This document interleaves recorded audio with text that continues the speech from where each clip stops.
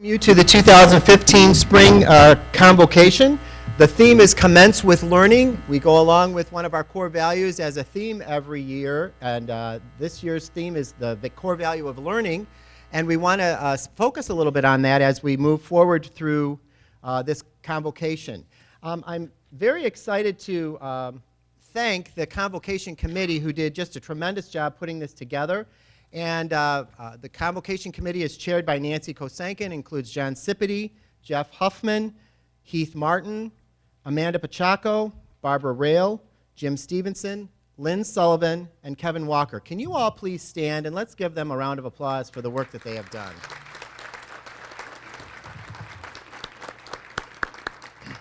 It is a tremendous effort to put Convocation together. This committee knows it intimately and can't wait for this day to be over, I'm sure. But they did a fine job, and we're so appreciative of the work that they've done. We have boards of trustee members who are here today, some who are here right now and some who will be coming shortly. I'm so pleased to introduce Sandy Burlekamp, our vice chair. Sandy, want to stand and just be recognized? And Carl Coble, one of our trustees. And the other trustees will be coming. We thank them for their dedication. Give them a round of applause.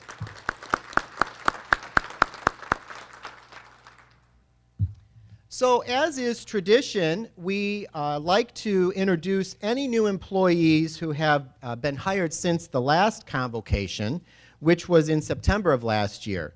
New employees, when you see your picture on the screen, if you could please stand while I introduce you to the campus community. So we're going to get started because we have a number of new employees. And I got to put my specs on. Elise Emily is a new employee. Elise attained her Associate of Applied Business degree in Executive Office Administration here from Terra State. She started as a part-time as-needed customer service receptionist position in July of 2013. She left to take a full-time position with Holland Accounting in 2014, but returned to fill our full-time customer service receptionist position, and she began January 20th. Welcome, Elise.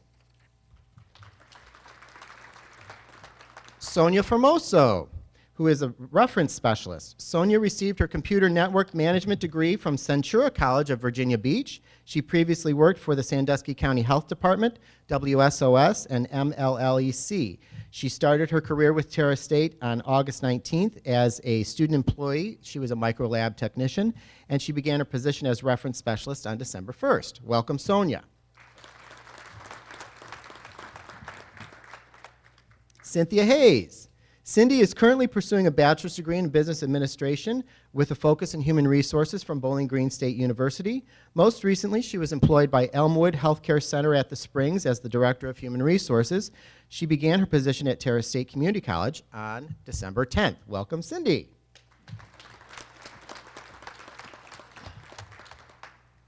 Terry Hopkins. Is Terry here? She's probably driving in still. Terry received her certificate in medical assisting from the Ehovie Career Center and a Master Teacher Development Process certificate from Elsevier. She is currently pursuing a bachelor's degree in health science from South University in Warrensville Heights, Ohio, and is set to graduate this April. Terry has worked previously as a certified medical assistant for a general surgeon's office in Norwalk, Ohio, and most recently as a lead clinical instructor for Ehovie Career Center in Milan. Terry began her position January 8th, so please welcome her when she gets to the campus. Kaylee Hustetler. Is Kaylee here? Ooh, we're taking attendance today. Well, Kaylee used to be at the college. She attended Bowling Green State University and received her Associate of Applied Business and Medical Office Support with a focus on office administration from Owens Community College. She held the positions of office assistant with Bowling Green State University and Owens. She started her career at Terra in June of 2013 as a full-time admissions receptionist. She was transferred in September of 2013 to financial aid customer service receptionist, and she is currently attending Tiffin University working on her bachelor's degree in business administration. She left in May of 2014 but returned in November. She started her new position as a full-time financial aid advisor on November 17th. So welcome Kaylee back to the campus. Melissa Jensen. I saw Melissa. Melissa received her Bachelor of Arts in Communications and her MBA in Organizational Leadership from the University of Findlay. She was a former Student Activities Coordinator at The Ohio State University Newark. Melissa also served as the Assistant Dean and Area Coordinator of Residence Life at Wittenberg University. She is serving as our Student Activities Coordinator. She began November 14th. Welcome, Melissa.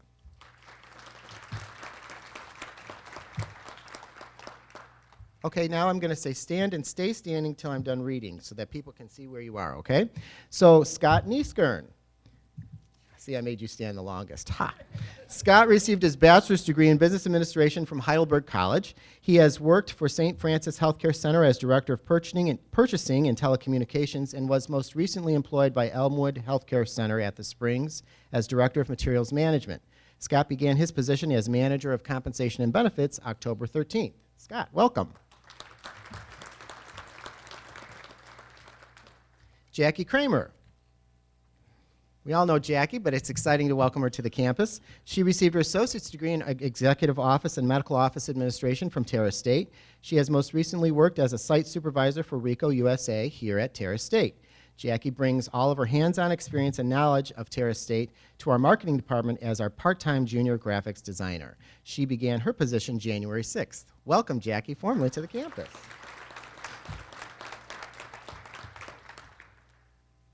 Lance Mowry. There he is. Lance is our manager of e-learning and instructional technology. He received his bachelor's degree in computer science and mathematics from Nebraska Wesleyan University. He attended the University of Findlay, where he received his master's degree in business administration with a concentration in finance and a degree in accounting. Lance has taught since 2000 as an adjunct professor with the University of Findlay, Southern Ohio University, and Tiffin University in the field of business research and analysis and business management. Lance was a network manager with Hercules Tire and Rubber, and most recently was a network administrator with Care Tech Solutions in Findlay. He began his position September 29th. Welcome, Lance.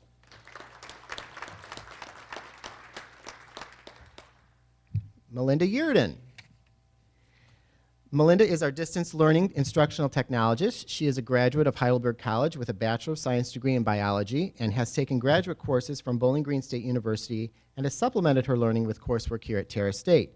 Melinda was employed by Perkins Schools for over 9 years as an IEP-specific professional and has actually been part of the Terra State team since 2009 as an adjunct faculty member, teaching computer fundamentals and digital literacy and applications. Melinda began her full-time position as distance learning instructional technologist on Monday. Welcome, Melinda.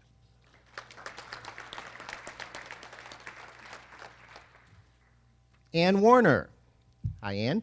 Ann is our Assistant Director of Admissions and Academic Advising for High School Partnerships. Ann received her Bachelor of Business Administration degree from Tiffin University. She previously worked for 9 years as an operations manager for K-12 Incorporated and on behalf of Ohio Virtual Academy, and most recently served as an administrative assistant in the Academic and Career Support Center for Heidelberg University. Ann began her position January 12th. Welcome.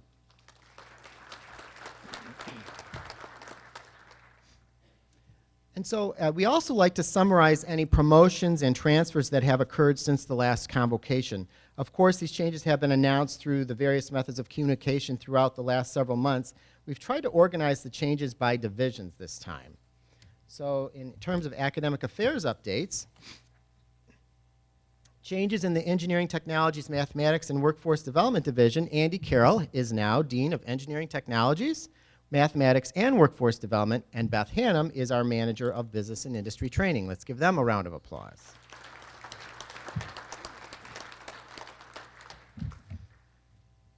In the Allied Health, Nursing, Physical, and Social Sciences Division, we're pleased that Amy Amway has taken on the position of Interim Dean of the division, and Melissa Ramirez was awarded the bid for the full-time Academic Administrative Assistant, and Bruce Wassung was promoted to the Physical Therapist Assistant Program Chair and Director of Clinical Education. Let's give them a round of applause.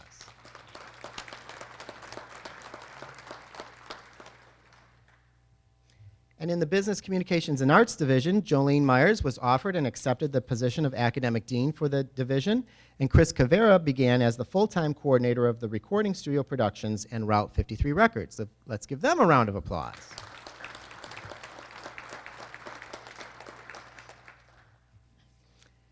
And Dr. Michael Capper has been promoted to Dean of Planning and Institutional Effectiveness and will be taking on the important role of strategic planning for the college, and we're very excited about that. Let's give Dr. Capper a round of applause.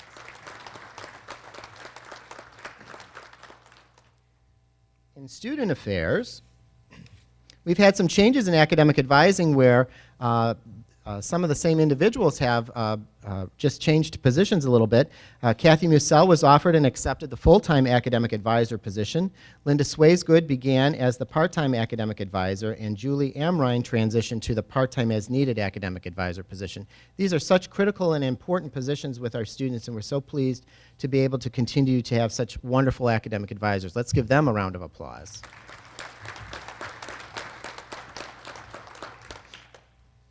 We've made some changes in financial aid as well. Marla Moore, we're so pleased to have promoted her to Interim Director of Financial Aid, and Patricia Lewis-Lee was promoted to the position of Financial Aid Advisor. Let's give them a round of applause.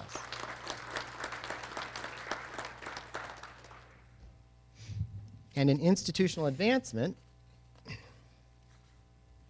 Lonnie Shuey began working in a part-time capacity for the Foundation and Institutional Advancement in early December, and at the end of last week, he began to work full-time in the position of Interim Administrative Coordinator, and Melanie Steinberger begins on Monday as the Interim Administrative Assistant for the Foundation and that division. Let's give all of these employees another round of applause and welcome them to Terrace State.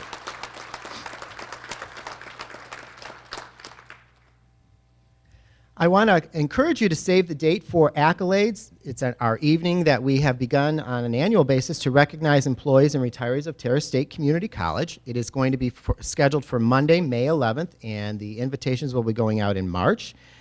We are so excited to have this event. It will be here in the Neely Center. We had a great time last year, and we think that it's going to be even better this year, so we encourage you to put that on your calendar to have a fun time at Accolades.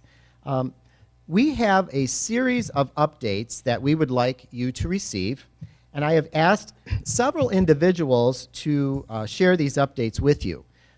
These updates will be briefings on the items that have been ongoing at the college, some items of which we have discussed in previous convocations, along with some new items. Presenters have been asked to keep the topics moving so that you can hear as much as possible within the assigned time frame.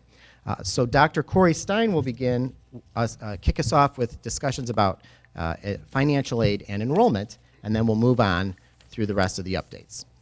Corey? Thanks, Dr. Webster. Morning, everybody. All right, first thing we've got, you've seen some of the staffing changes we've had in the Office of Financial Aid. Some other folks we have would be Kathy Berger, is in the Financial Aid Office, as well as Melissa McCann. So make sure that you say hi to those folks there. We've been very busy in the Office of Financial Aid, especially as we're tackling the student loan cohort default rate. Like any good government program, it has initials, CDR. We will spend a lot of time in the next coming months on mitigating the cohort default rate. And there's a task force that will be meeting on Monday the 9th. It's recommended by both the Department of Education as well as the State of Ohio financial aid professionals that we try to involve the entire campus community in efforts to help with the cohort default rate. So don't be surprised if in the near future we come knocking on your doors or phones or emails and ask if we could either get your expertise or your time or your talent to help students get into situations in which they're no longer in default. There's many, many options. Much of it is just explaining to students how that works. In the Financial Aid Office, we've also tried to address some of the concerns that we've heard previously. Please continue to talk to Marla, the staff, to me, to Dean Heath Martin. We'd very much like to continue working on improving customer service, improving availability, providing one-on-one. If you have questions of your students in your classes, your offices, please refer them to financial aid. We've got some options that can help them. As far as if you have any ideas or suggestions as well, please let us know. We've got College Goal Sunday coming up. It's a statewide initiative through the Ohio Student Financial Aid Administrators Association. So there's still room for volunteers if you'd like to help people with that. And of course, we've got scholarships, and I'd be remiss if I didn't thank our foundation donors. Many of you also are in that category. So thank you so much for that. Please encourage students to apply for scholarships. We do have some available, including for summer term coming up. Enrollment is looking better. So our rate of change, and I don't understand the mathematics to explain this in technical terms, but our rate of change is improving. How's that? It has been 2 years since we've had such a low gap in either headcount or in FTE. And for that, we truly must say it's been a team effort with everybody at the college. And I know faculty members have referred students to the various services offices. You've helped yourselves. We've had a number of people working later hours. It's been a wonderful effort. It's looking optimistic for fall. There's some things that we can do that we'll be addressing and rolling out here over the next couple weeks to alert everybody of what we can do. But sincere thanks to everyone who's helping with the enrollment, and there's a little bit of good news with this. We'd like to also thank everyone who's helped with either hosting groups on campus. That's very, very important. Every time you talk with people, they comment how lovely this place is. We need to do a better and more consistent job of getting guests onto this campus so that they can see the resources and labs that we have. And once folks get here and see what we have and meet the folks, I don't know how many days I've seen employees ask somebody, do you know where to go, and escorting them there, or helping them with a piece of paper, or turning around and helping them out with a question. Those little touches make a difference. Other institutions don't do that as well as we do here at Terra State, and those kinds of things make a difference as well. So if you have any comments, questions about enrollment, please let me know. But otherwise, thank you so much.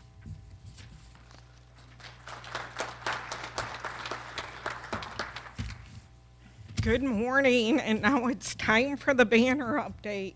So I thought I would begin by explaining and reminding you, why did we decide to go to banner? So as you can see from this slide, there are a lot of reasons why we chose banner. Our current software, CAMS, is only used by 3 colleges in Ohio, and we are one of those 3. With banner's strong user base, we will be able to draw on the knowledge of other institutions that also use banner. So the benefits, as you can see from this slide, there's a lot of reasons why we chose banner. Our current went back to the same spot. The benefits for banner are many. As an integrated system, we will have access to a greater amount of data, which will make us better at making data-driven decisions. So the conversion process, where are we in the conversion process? Financial services has been really busy laying groundwork for our chart of accounts. This process has moved along really nicely. Beginning in February, it's going to hit human resources, and we will focus on transitioning to banner. So with that transition, during 1 week, we'll run dual pays. The University of Toledo has been so diligent in their efforts to ensure that quality is being put into this process. Work with student records is also going to hit into high gear for February. This slide shows 15 of our super users for the student records portion of banner. Over the next 1 to 2 months, these individuals will begin to work directly with UT on a manual process to ensure student data is 100% accurate. This is going to be a slow process, but it will guarantee accuracy. Terra State employees will be focused solely on student information and learning how to put in student academic history. Our employees will be 100% knowledgeable about the student banner module once the phase is completed. And this process isn't continued, so you will get further updates from me. So thank you.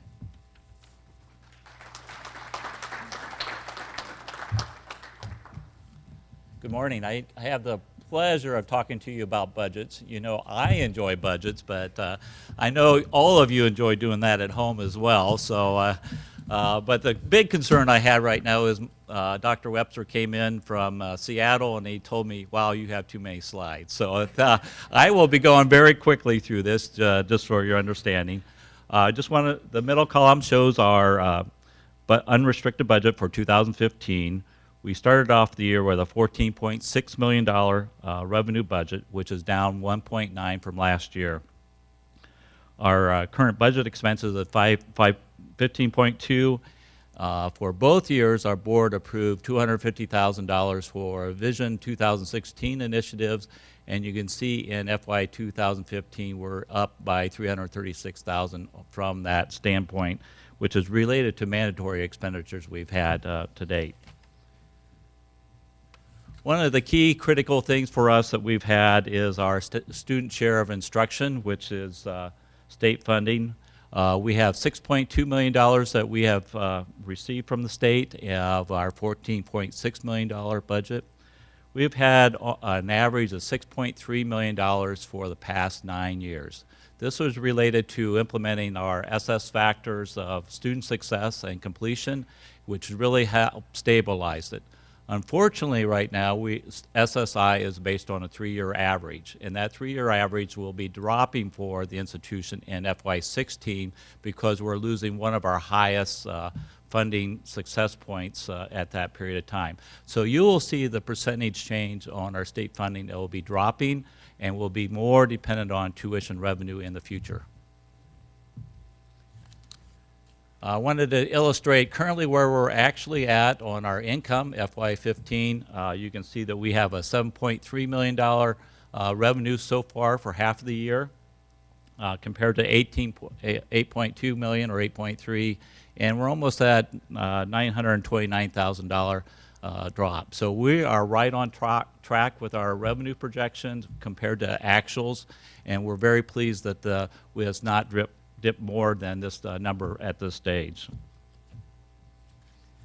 As we all know, and as illustrated before, that our highest category of salaries and benefits are our most significant thing. You are our valued treasure, something we continue to try and preserve and protect. So we want you to understand, as a budget item, we know that you are critical to the institution and our growth. The other expenditures that we have are capital and other expenditures at 8% and 7%, but the most significant item is you in our audience, so thank you. Going on to expenditures, this illustrates where we're at on our expenditures halfway through the year. We have $7.8 million that we spent so far. Compared to last year, $8 million. We're $200,000 below that number.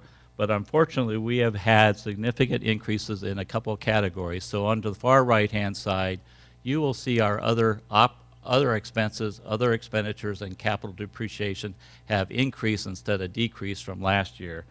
Most of those are mandatory expenditures that we've had to make under operating expenses. We had an increase in our maintenance contracts that we had to continue. Under other expenditures, as Corey discussed a few minutes ago, we've hired consultants to help us with our financial aid and assist with our student loan default rate. So we really appreciate the extra effort that we've had to put in for financial aid, but it's very critical for us to do that for the institution. And finally, it was the balance on the capital depreciation. That increase is targeted at what we spend on our final payment for Banner that we implemented this year. So that the Banner has been fully included and taken care of in the budget, and the board approved that expenditure like 2 years ago, I think. So where we are currently is we have $7.3 million actual revenue. We're expending that a little bit at 7.8, and we have a deficit of $502,000 at this time. And you can see we almost shifted from last year, almost $750,000 from that standpoint. So what's key for us in the future for the next 6 months is to make sure we break even for the balance of the year, and we are on target to do that at this time. So expenses are moving along just the way we hoped, except for the mandatory additional expenses that we had. So my shout out goes to, and Corey kind of downplayed a little bit, but I really do think this is great news for us on our enrollment for spring. I really do appreciate Student Affairs' hard work. The deans and the faculty have done a great job to improve on enrollment for spring semester. This has been a significant effort to slow down our enrollment decline, and I think it's important for us to give a thank you to everybody that's worked on that, so thank you. So.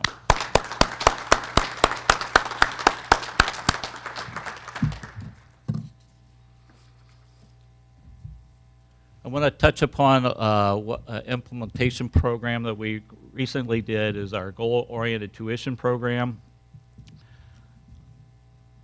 This is to encourage our students to attend full-time. Our previous tuition rate structure did not encourage students to consider attending full-time to save money and also speed their time through degree. We felt it was important for our students to focus on the degree and not just take a course at a time. We initially included this in our budget planning process in June, and the board approved that. We had the rate actually approved in December, and we implemented it spring semester.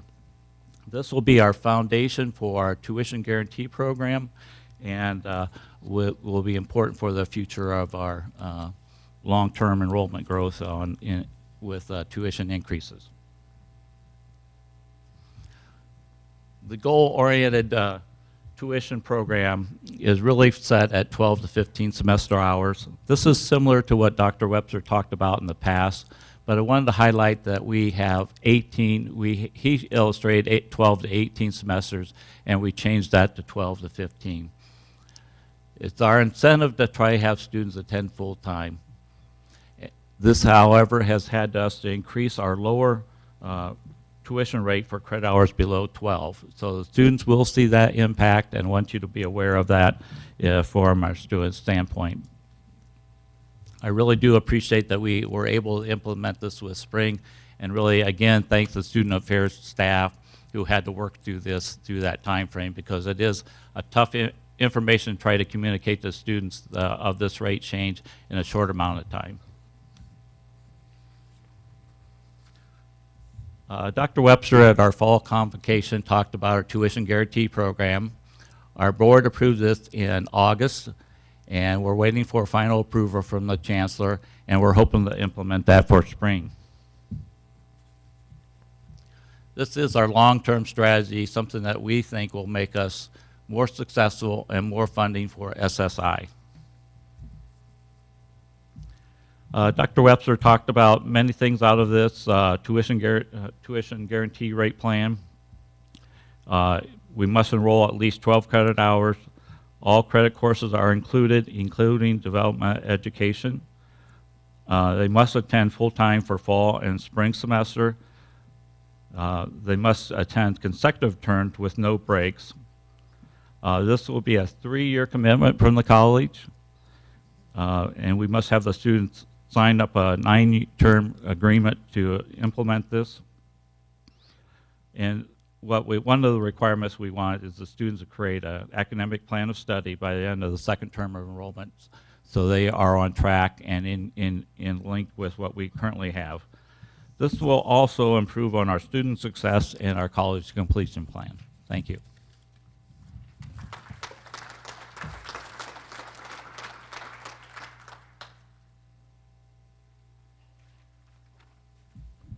Good morning. There's a lot of different things going on in the academic affairs. We're going to touch on a few of them today.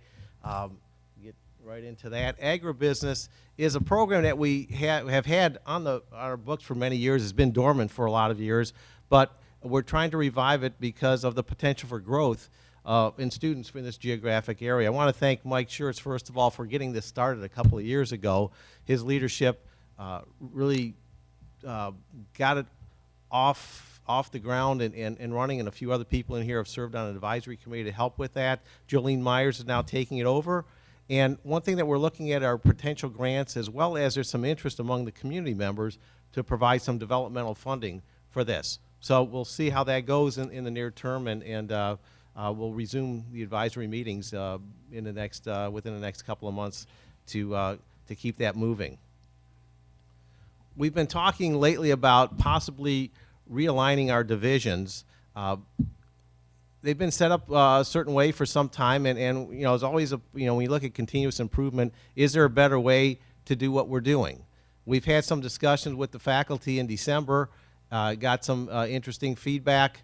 Some people say keep things the same. We had suggestions for changes to be made. So we've been discussing those over time. We're going to continue to discuss as the semester goes on. We've looked at some different models that we've had in the past. The model of assistant deans keeps coming up as something that seems to have worked well. and we're discussing the possibility of that and see if that is a good way for us to go. But we'll see as the semester moves on. If we make some changes, they'll go into effect the beginning of the next academic year. But we you know, if we are going to make any changes, we hope to know that by the end of this semester. We plan to keep the 3 divisions.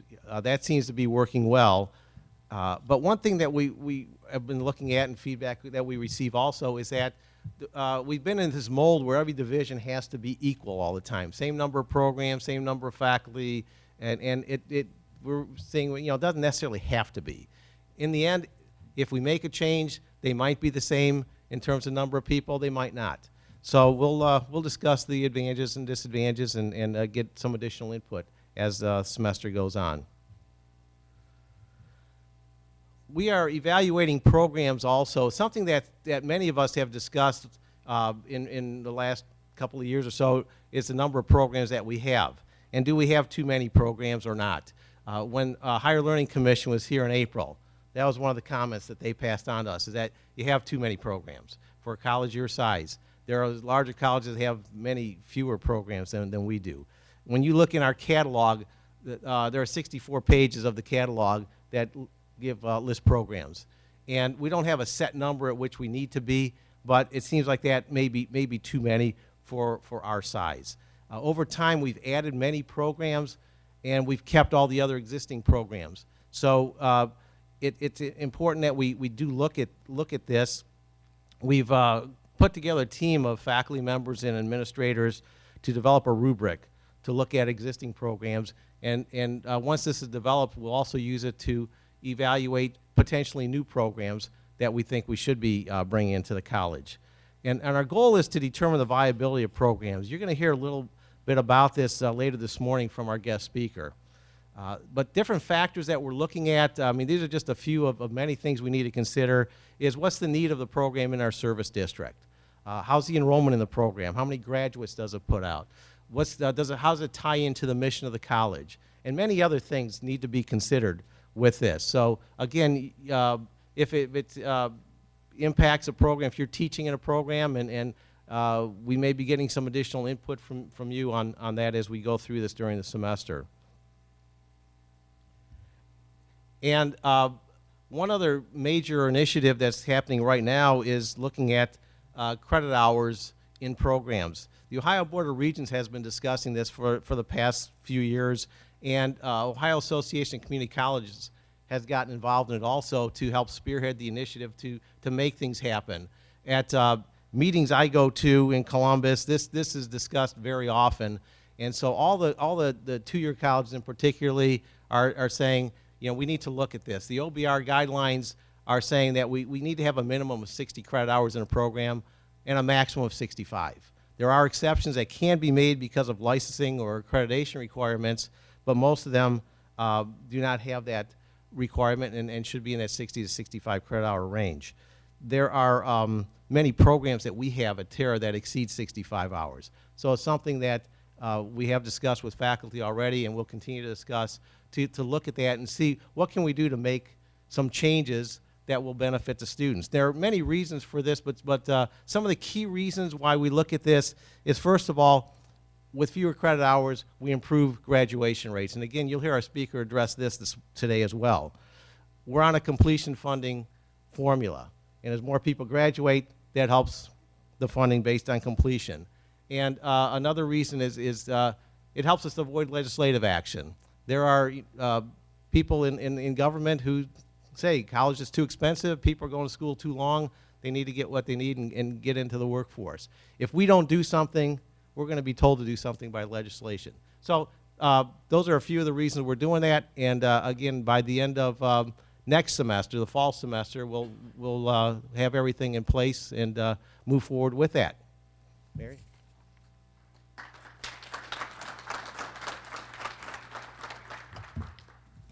This is like the Academy Awards. If you're up here too long, you're going to get knocked out. Sorry, Jack. Encroaching. The Rescue Council is a new governance council on campus, and it is co-chaired by Dr. Corey Stone and myself. And of course, the major elements of The Rescue Council would include recruitment, enrollment, success, completion. We're calling ourselves a unit because we have so many different factions on campus. The Recruitment and Enrollment Subcommittee is chaired by Heath Martin, and he is addressing the recruitment events, registration events, instant admit days, the professional development for his staff and other people on campus dealing with enrollment and admission issues, financial aid, scholarship information, the tuition guarantee, etc. The other subcommittee of Rescue is Success and Completion Subcommittee, and that is chaired by Dr. Mike Capper. And he's addressing the academic plan of study, advising efforts, tutoring services, assessing courses with high attrition rates, course scheduling. Of course, I think that we all know that we would like to get back to a multi-year schedule, and so we're looking at a 2-year schedule. In combination with that, we would also like to get to where we would have a catalog that would be in place for at least 2 years. So the advising sheet's another component that Dr. Capper will be addressing, campus completion report, and of course, professional development for campus. Our next steps would be creating a strategic enrollment plan, arranging customer service. I think that we're very keen on the service that we provide to students, and that's one of the hallmarks of Terrace State Community College, is the wonderful service that we provide to those individuals that come to our campus. We will also be capitalizing on regional educational issues where there's a niche that we can fill here in Northwest Ohio. We surely would like to do that. We've discussed in our committee meetings the effort of reaching out and emphasizing STEM. And again, back to the academic schedule. We're exploring fast track and cohort-based programs, and we're leveraging the expertise of the program advisory committees. And if anyone is interested in attending our rescue committee meetings, they are held the first Thursday of the month during the common hour in B206. Now I'd like to give you a brief overview on our housing update. As you know, the Housing Initiative provides a gateway for Terrace State in conjunction with a roundabout project and supports community outreach, supporting recruitment efforts, enrollment management, and Vision 2016. The housing effort is an option for interested students, and it's also an opportunity to secure more international students, as well as outreach to retail and other elements of quality for faculty, staff, and others in the greater Fremont area. As you might know, phase 1 of the housing effort would include 200 student beds and a square footage of upwards to 5,000 square feet in the first phase. Our second phase is probably going to follow a few years after our initial. And the project schedule, and of course this is a draft. You might see from 2015, we're at the planning and pre-development initial phase at this point. Our design will take place later this year, beginning in April, and then following through in construction in 2016, and with a target date for move-in in August of 2017. Just a mention of those individuals who are from the work group on the housing project: Trustee Burleycamp, Dr. Webster, Randy McCulloch, Elaine Rosengarten, Heath Martin, and myself.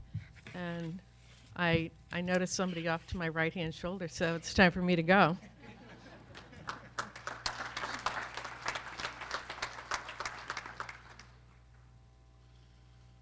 All right, well, good morning, everybody. I'm Andy Carroll. I'd like to talk just a little bit about some efforts that we have going on in workforce development in this part of Ohio. So go ahead and take a look here. One of the things I'm really proud to talk about is the fact that we're doing a collaboration with the University of Toledo and Northwest State Community College. And we've actually put together the Northwest Ohio Workforce Development and Advanced Manufacturing Training Center. So this project is underway. And what we're doing is we're going to be moving into a facility on the University of Toledo's Scott Park campus. And it's a former engineering technologies building there. And we received $3.1 million in state of Ohio funding to put this program together.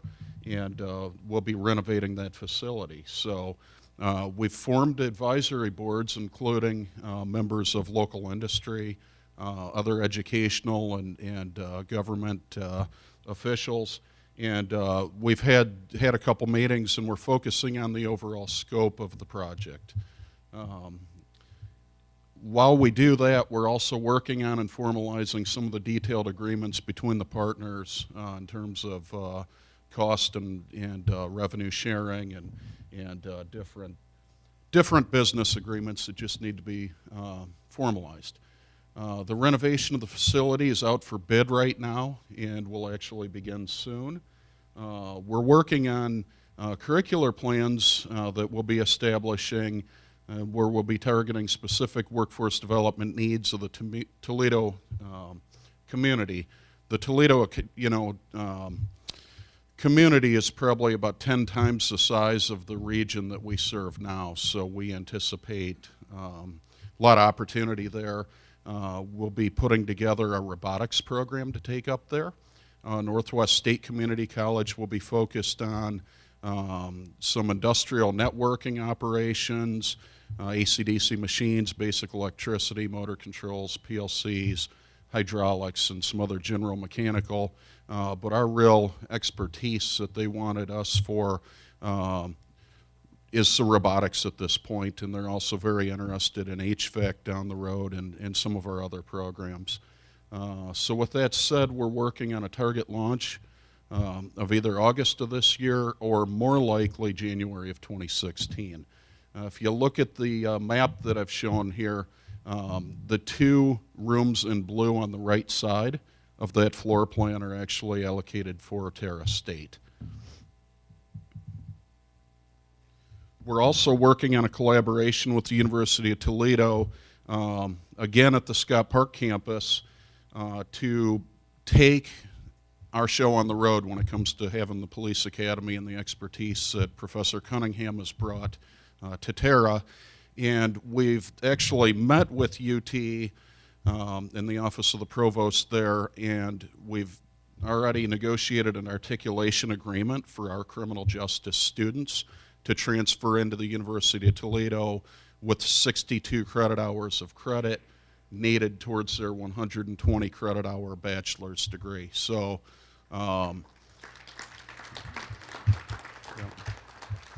want to thank Sister Pat for her work on that, because she really did pave the way for us to get into UT and make that happen. And obviously Professor Cunningham has done a fantastic job. So in the scope of that meeting, told them a little bit about what we were doing with another local private university we had been in discussions with, and basically enticed them to think about, what would you think of a police academy at UT Scott Park campus? And it's pretty exciting, because immediately they were very excited about that. They have 450 full-time criminal justice students at the University of Toledo at any given time, many of which have an interest in policing and going through the police academy. So with that said, we're kind of negotiating some things with them, but we're pretty optimistic that we're talking to the right people and that we'll be making this happen. So right now, UT's working to adjust their curriculum. They've already agreed that they would transfer graduates of our police academy into their criminal justice program and award them 21 credit hours of credit, okay? The only issue that they're kind of working through now is the fact that those credits are going to come in as 2,000 level courses.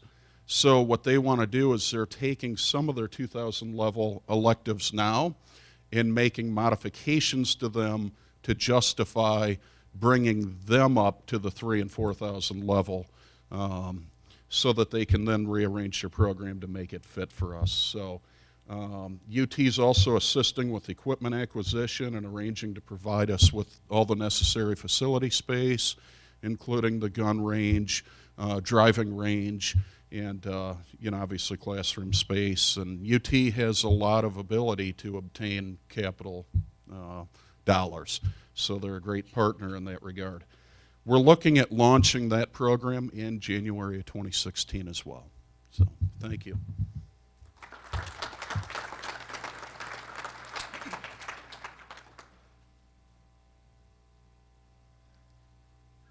I always get the super fun topics to talk to you all about. So strategic planning. We've heard for a number of years now about our Vision 2016 strategic plan that ran from July 1st of 2011 and is slated to be retired on June 30th, 2016. Just as an update, in October last year, the Planning and Institutional Effectiveness Council met, did some evaluating with the responsible parties on campus, and determined that with 65% of the time of the plan elapsed, 65% of the goals of that plan had pretty much been achieved and were able to be retired. And I know, I'm looking at some board members right now, and I know the Board of Trustees was happy to hear that too, because they don't have to hear reports on all of those items anymore. We will continue to monitor through the PI Council and report the remaining action items active to the board. And we will be wrapping this strategic plan up over the next 18 months. I know that makes everybody really sad. So don't worry. Right now, we are starting the next strategic planning initiative for the college. We're going to do a 4-year strategic plan this time because Vision 2020 was too good to pass up. We're going to be developing a process, exploring a number of proven methods. There's been some research Dr. Webster has thrown at me to look through, and we're going to try to determine a method. But one of the things that we're pretty sure about is that we really liked that large team-based strategy that we had for the campus completion plan that we developed over the course of last academic year.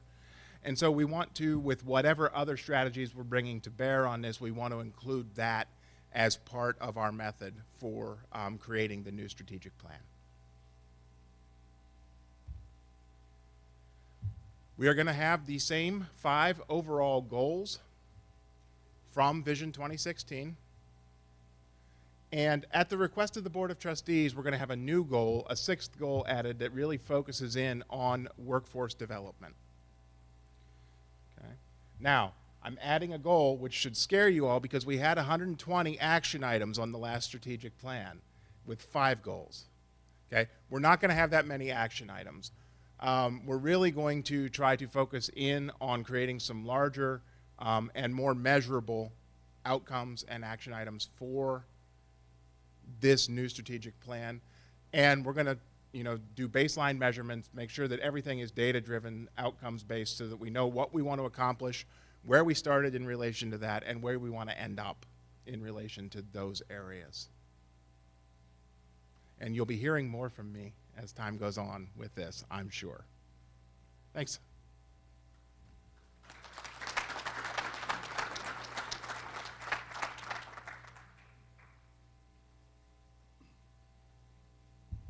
Thanks for the warning, Mike. This is a mouthful, and try standing up and saying that when you're at a conference telling people what this is all about.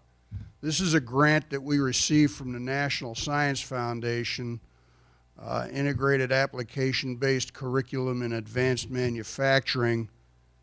We've all heard the same story about how manufacturing is leaving the country and going offshore. I hate to be the bearer of bad news, but it's actually coming back, and it's coming back in a big way. We received a 3-year grant from the National Science Foundation to look into curriculum. What kind of courses, what kind of academic preparation do people need to get careers in manufacturing? Because manufacturing is not what it used to be. The plants are not the same grungy, dirty places they used to be. So, unfortunately, it does not fund new equipment. It's strictly limited to curriculum. One of the things we did put in the grant, though, is funding mentorships with secondary school counselors, because if you don't get them early, you usually don't get them at all. So we're in the process of meeting with local manufacturers, assessing skills needed by the workforce so the manufacturers can remain competitive. Then we have to identify what skills we currently are filling and areas where new skills and courses will be required. Manufacturing has changed. You don't need the same set of skills you needed back in the day when you had a guy standing in front of a drill press for 8 hours a day going, elm, elm, elm. It's become a lot more computer intensive, a lot more technology intensive. So we have to identify the skills and technologies that we need. So our current curriculum is under review right now in 4 areas. My specific area, robotics, Jeff Hamilton's area, electricity, and Rob Townsend's area, manufacturing and mechanical engineering. We know there's some changes coming. I've had some conversations with the math department because the state of Ohio is forcing some changes on us in that area. And that's making our lives kind of interesting. Based on what we determine, the skills for the future are going to be, we'll look at current curriculum improvements, identify what new curriculum we need to establish, and then develop a long-range plan to implement that new curriculum as we need to bring it online. The whole concept of the mentorships that's a part of the grant, as I said earlier, if you don't get them young, you don't get them at all. My wife's a retired high school teacher. I've watched what used to be termed vocational education in the high schools virtually disappear over the last 25, 30 years. And that's where you used to get a lot of people that would go into these areas, was coming right out of high school. Well, they don't have that anymore. The Manpower Group has done a number of studies over the years. What they're finding and what we're finding in talking to people is that the workforce is getting older, people are retiring, and there are no replacements in the pipeline. And so we basically have to start, I'm afraid we're going to have to start rebuilding the pipeline before we can put people in it, but that's what we're going to have to do. As in terms of what's going on at Terra, we're cleaning up and renovating 3 labs over in Building 106, or Building E, E106, E101, 103.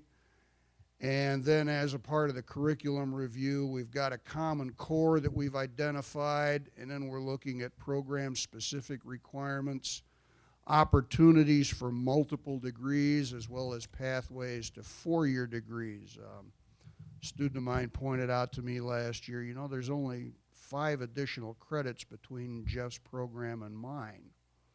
Why wouldn't you spend an extra semester or 2 and get both? So that's, that's some areas, opportunities for improvement we need to look at, as well as some of our 4-year pathways. There's a number of people. Dr. Sue Babian worked on the grant, Andy Carroll, myself, Jeff Hamilton, Mike Smith back, Amy Belo, probably a whole bunch of people I forgot to mention. I'd like to thank all the people that helped us get that grant, and the National Science Foundation for giving us the money.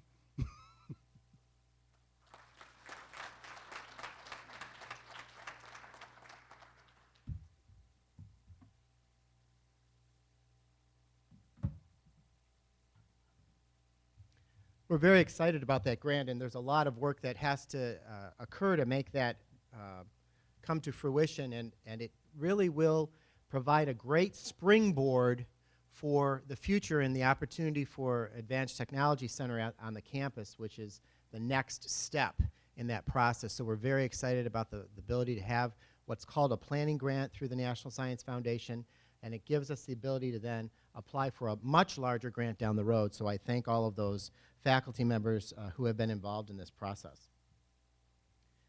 I wanted to spend just a couple of moments talking with you about some collaboration opportunities that the college has been exploring with other higher ed partners in the region. The conversations have begun to really determine whether or not there are opportunities to collaborate on a variety of different levels that would benefit the students of the Northwest Ohio region, as well as benefit our individual campuses. And this process really is born out of the 21st Century Commission sponsored by the American Association of Community Colleges, which has been, quite honestly, the theme that the college has rallied around ever since that commission's report has come out to better serve our students, where we consider reinventing the system, as they say, reinventing the system. The way in which higher education is delivered is dynamically changing. The issues that we're facing with regard to the cost of education in the nation has been considered a great deal of pressure on the local consumer. The debt that students are going into to obtain a degree is of great concern. And I recently traveled to Seattle. I just got back last night, participating in what's called the Jobs for the Future State Policy Network meeting, where the state of Ohio sent a team. We were only one of 7 states that I could count that were there, to discuss how we are making progress in addressing these issues associated with student success and completion, and how we have to continue to look at doing things differently in order to address the dynamic changes that are going on in the state, and as well as in the nation. And I would suggest that when it comes to Ohio, I was quite pleased to be part of our team to know that there are many steps that we have taken in the state to be pretty progressive in embracing these changes. I was with members from the Ohio Board of Regents, other members from other community colleges, and the president of the Ohio Association of Community Colleges as our team, and we did a number of presentations and heard a number of great deals of information that really framed for me individually how our college has to move forward in a different way in order to continue to embrace the dynamic changes that are going on. But that whole concept of reinventing the system is one that I believe gives us great promise and opportunity. And so the conversations that have occurred more recently is that 5 of the presidents of the public institutions in Northwest Ohio have met and continue to meet on a regular basis to have discussions about how we can be collaborative in nature. And when you get 5 presidents in the room, it kind of gets really interesting, I got to tell you. There's a lot of unique conversations and discussions and egos that you have to embrace, quite honestly. It's a fun time. And the players are changing. The current interim president of the University of Toledo, Dr. Naganathan, is not a finalist for that position. And so that certainly plays into the discussions as to how we will move forward with a new president at the University of Toledo. There are changes that are going on at Owens Community College, as we all know, with their financial status and what's happening. And so that certainly has an impact. Bowling Green State University has decided to do some very specific things associated with their campus and downsizing the size of the campus. If you've read any of the news articles about that, they're very actively looking at how they can shrink their campus instead of expand it, because they see the future of Bowling Green being very different. And then Northwest State Community College has some various initiatives that they're working with, and we are part of that. And so there's a lot of dynamic things that are going on. But I would encourage you to be cognizant of the fact that we really want to look at how we can collaborate to benefit our students in ways that we probably have never thought of in the past. The beauty is that we have the opportunity to do so in a way that all of us are positive and excited about, and we're looking at how we can move this forward in a relatively short period of time. So let me tell you just a little bit of some of the things that we were talking about. Is there a way that we could collaborate when it comes to data centers, gathering data that helps us make good decisions? Is there a way that we could collaborate in providing IT services for all of the campuses if we're all on the same system? Is there a way that we could collaborate in purchasing, that we could get a better discount with group purchases that would save all of us money. Those are the types of conversations that we're having, and we continue to think about how we can evolve that conversation so that we're taking advantage of the opportunities that exist as a collaborative group to better serve our students in the region. So it's an exciting time. I will continue to try to share information associated with this collaboration opportunity as things unfold. I will try to have individual conversations with those who may be more directly involved, and it will more likely call upon some of the individuals who are directly involved in certain areas to perhaps have conversations with colleagues at other campuses to further the discussion at an individual level on how that would have an impact, positively or negatively, on functions at the college. And so it's something that we're looking at in terms of the whole concept of reinventing the system to make it better for our students and for Northwest Ohio as a region. So that's a little bit about the collaboration opportunities. I'm very pleased to introduce our next presenter on the topic of early college high school. Miss Amy Miller has been a longtime K-12 educator and now as a consultant who has been hired by Fremont City Schools to assist them in exploring and implementing an early college high school concept. Dr. Tracy McCauty, the superintendent of Fremont City Schools, approached Terra State with this interest, and because these partnerships are part of the Vision 2016 strategic plan, we were very excited to embrace the opportunity to explore and, if possible, implement an early college high school in this area. And Amy has been the consultant that has helped us along the way to better understand what it means to have an early college high school in the area and how Terra State could be part of that process. So I welcome her to the podium, and I ask you to join me in welcoming her.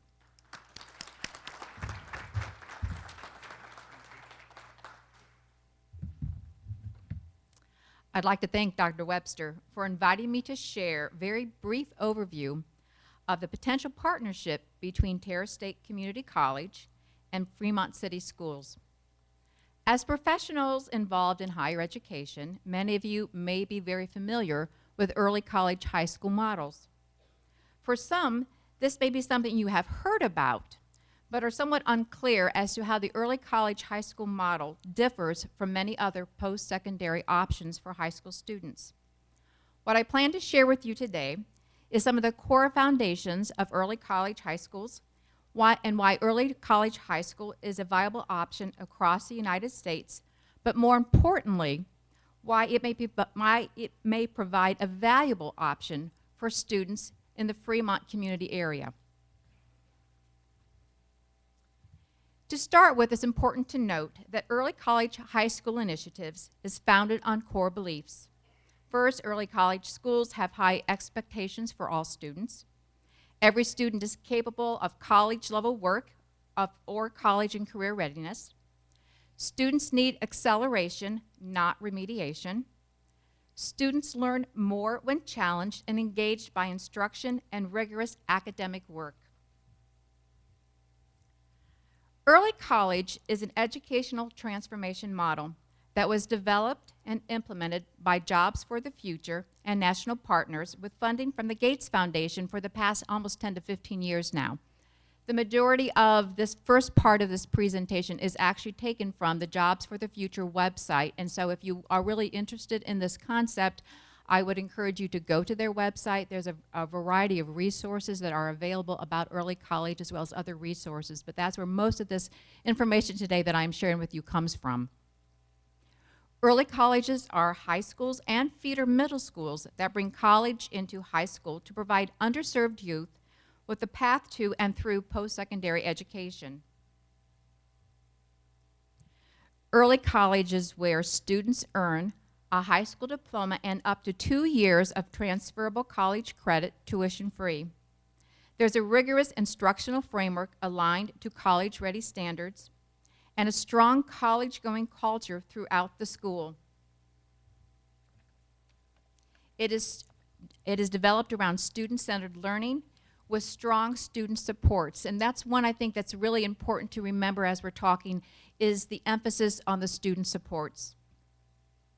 There's a location typically near or on college campuses to build the student's identity as college goers.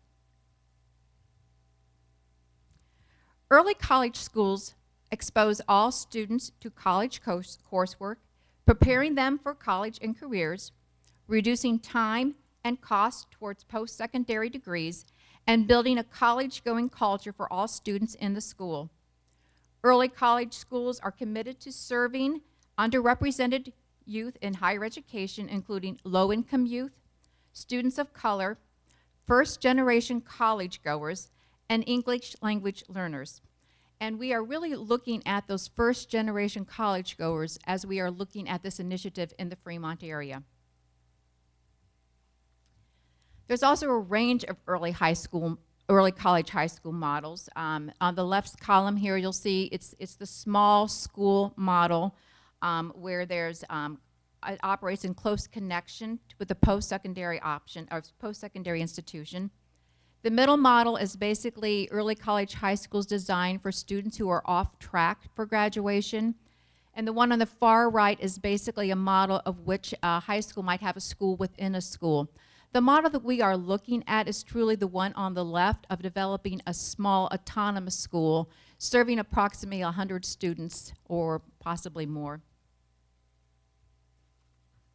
I'm going to skip this one. Even though I do have plenty of time, everybody spoke really fast, but I'll skip a couple anyways. The model of early college high schools, there are a variety of models. There's not one particular way to do it. However, the things that to take away from today is that the courses may be held on a college campus. The courses may be held at the high school with instructors from the college or instructors from the high school who have adjunct faculty status. It could be an online distance learning coursework, or it could be any or all of the above. And so as the takeaway is saying, well, how does this differ from what we currently look at when we look at post-secondary options? And this is my takeaway for you for today.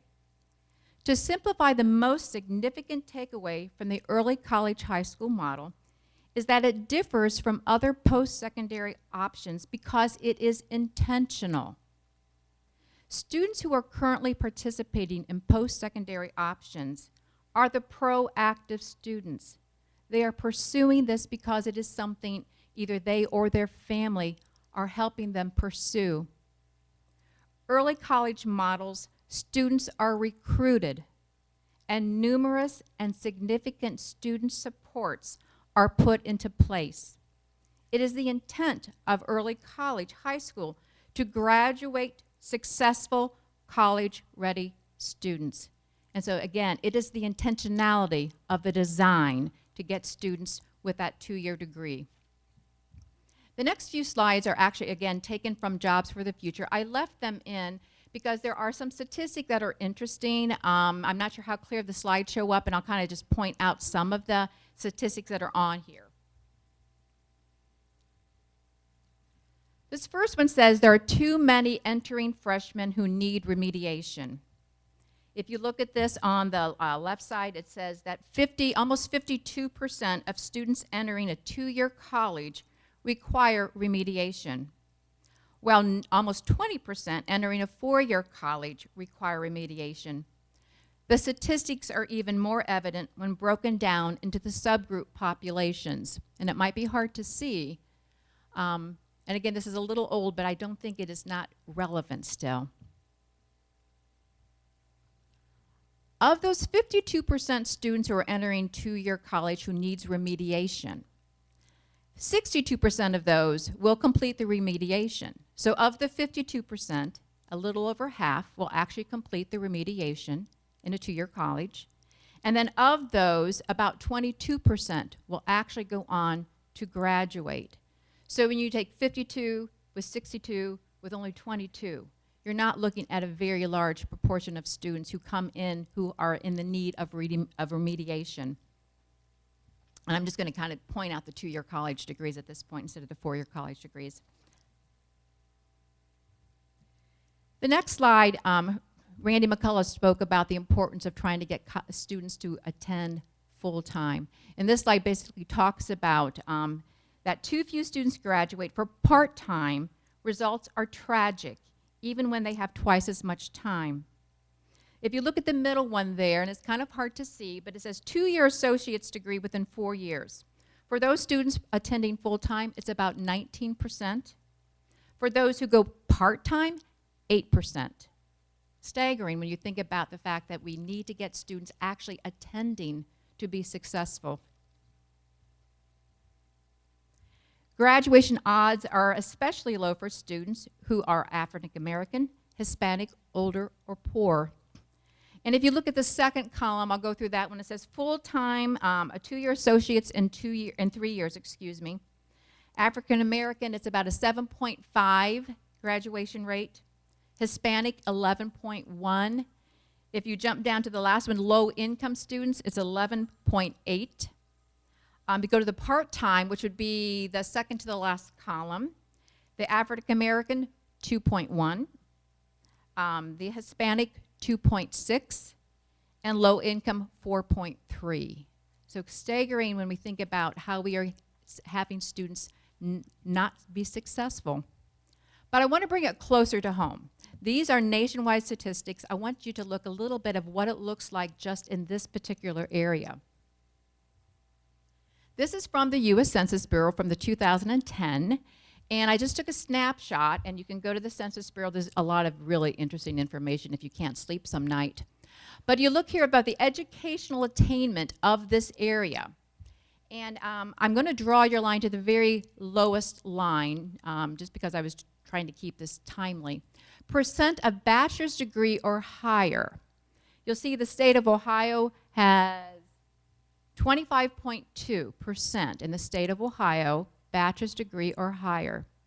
Fremont, 12%, which says we have a lot of students in this area who are potentially first-generation college goers, which is why when we're looking at this initiative, that is part of our focus of looking at those students who will be not just parents who have attended, but parents who have graduated. The next slide is probably even harder to see, but again, it's from the U.S. Census Bureau. This one I use for the Sandusky County, not just for Fremont, although I do have the information just for the Fremont city as well. But I broke that down into the subgroup populations. And you look at, let's go again just to the bachelor's degree or higher. Now the one thing that was of good note is that the associate's degree is slightly higher in this area on the previous slide. But if we look at Sandusky County, of the bachelor's degree or higher, for males who are white, the actual percentage there, I have to read it, my own things now, it's 12%, I believe is what it says. I've got tiny printing here. Yep, 13%, excuse me. Female who are white, 15%. If you go to the African American male, it's 5%, bachelor's degree or higher. Female bachelor's degree or higher, 2%. In the last column is Hispanic, 6% for the males, and 8% for females. So we looked at the national statistics, we're looking at community statistics at this point. The other piece of research that I've been using is actually looking at data from the National Student Clearinghouse and looking at college retention and college enrollment. And I'm just sharing a few snapshots of some of that information. This was most recently I received just this past November. And this is looking at the graduation cohort from Fremont from 2011. And you look at the first column there, the purple indicates the students who were not going to college. The green would be those who did enroll in an institution of higher learning. That includes both 2- and 4-year. Okay, which, you know, a little healthy. We've got a nice green going on.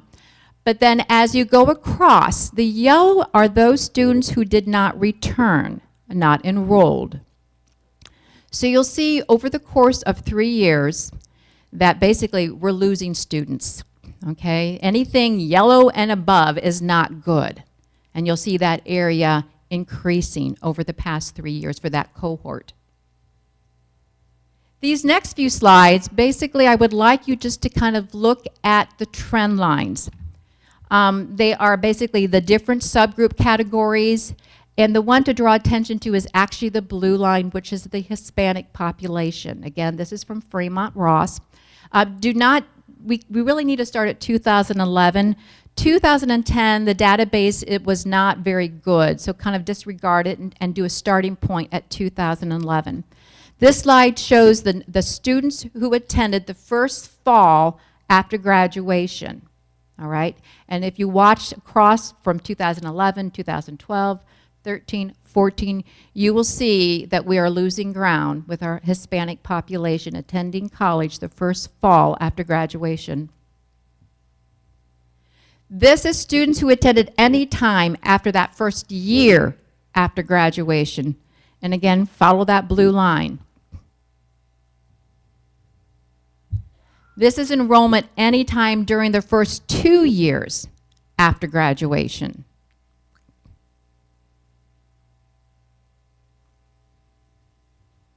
And this last one is basically students who were retained. They came back for a second year. And so when I was looking at this, when I looked at the first generation college goers, some of our subgroup populations, we need to do something different. So that brings us to where we are today, looking at potentially an early college model in this community. We've started some very preliminary steps. We've developed a partnership between Terra State Community College and Fremont City Schools. We've done some research of various opportunities and options we could consider. We have done a little visitation. We might be doing some more. And are in the development of team development. Fremont City Schools just put together and had their first meeting with a planning team for Ross and other members of the school system. And it does come with challenges, one of which is College Credit Plus. Early college models will be impacted by the requirements. So again, that's kind of a moving target. And so we need to keep moving with that target. The other is high school requirements for end of the year testing. So we need to stay attuned to that. So there are some challenges as we plan. But moving forward, this is where we are right now. Currently, we are exploring developing curriculum, what would be an appropriate curriculum for students participating. And we have a work team from Terra as well as Fremont working on this. We are exploring design options. We don't know where students are going to be located. We haven't touched that yet, but that will be an exploration that we will be looking at. And we will be developing a work plan with the intent of basically proposing implementation for the school year 2016-17. So hopefully a year from now, we'll be ready to go. So thank you so much, and I look forward to working with you in the future.